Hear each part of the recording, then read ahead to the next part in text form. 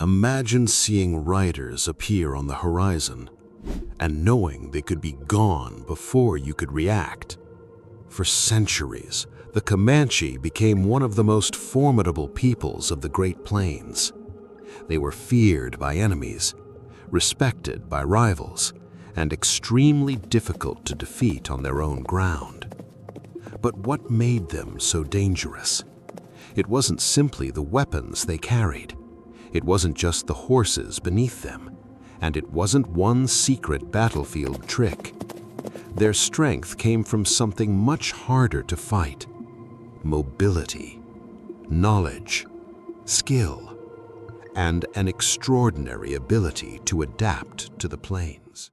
Imagine seeing riders appear on the horizon and knowing they could be gone before you could react. For centuries, the Comanche became one of the most formidable peoples of the Great Plains. They were feared by enemies, respected by rivals, and extremely difficult to defeat on their own ground. But what made them so dangerous? It wasn't simply the weapons they carried. It wasn't just the horses beneath them, and it wasn't one secret battlefield trick. Their strength came from something much harder to fight: mobility, knowledge, skill, and an extraordinary ability to adapt to the plains. The horse transformed life on the plains, and the Comanche became exceptionally skilled horsemen. A horse gave a warrior something incredibly valuable: speed. It allowed riders to travel long distances, to hunt more effectively, to move camps, and to approach or leave an area quickly. But owning a horse was not enough. The real advantage came from knowing how to control one. Comanche riders developed remarkable horsemanship. They could maneuver quickly. They could maintain balance while riding at speed, and they could use the mobility of the horse to their advantage. This meant that a mounted warrior was not simply a person sitting on a horse. The horse became part of how that warrior moved, hunted, and fought. Mobility was one of the greatest advantages the Comanche possessed. A mounted group could cover large distances across the plains. That changed how they could respond to opportunities and threats. If conditions changed, they could move. If food became scarce, they could move. If an enemy approached, they could move. This made it difficult for opponents to predict where they would be. A large force might prepare for a confrontation only to discover that the Comanche were somewhere else. And that created a powerful advantage: the ability to choose when contact happened and when it did not. The Comanche did not have to make the plains easier. They already understood how to use it. They knew where water could be found. They understood the movement of herds. They knew the terrain around important routes, and they understood how weather could change travel conditions. This knowledge mattered, because an unfamiliar landscape can become an obstacle, but a familiar landscape can become an advantage. A rider who knows the terrain can choose a better route. A hunter who understands animal movement can predict where food may appear. And a group that understands weather can avoid unnecessary danger. The plains were not simply where the Comanche lived. They were part of how the Comanche survived. The reputation of Comanche warriors did not appear overnight. Skills were developed over years. Children grew up watching experienced adults. They learned how to handle horses, how to read the land, how to track animals, how to travel, and how to remain calm in difficult situations. As they became older, their responsibilities increased. Experience accumulated.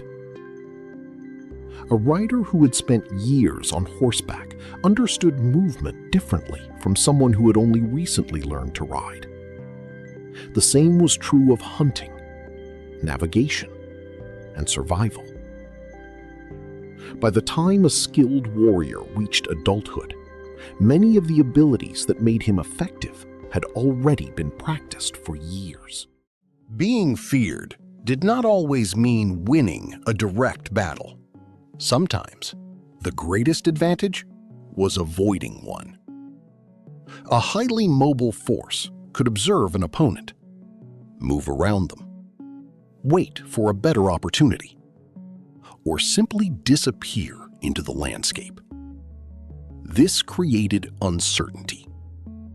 An opponent could not always know where the next encounter would happen, and uncertainty creates fear. The Comanche reputation was shaped not only by individual warriors, but by the wider system that supported them. Horses,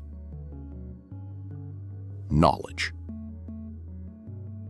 mobility, food, community,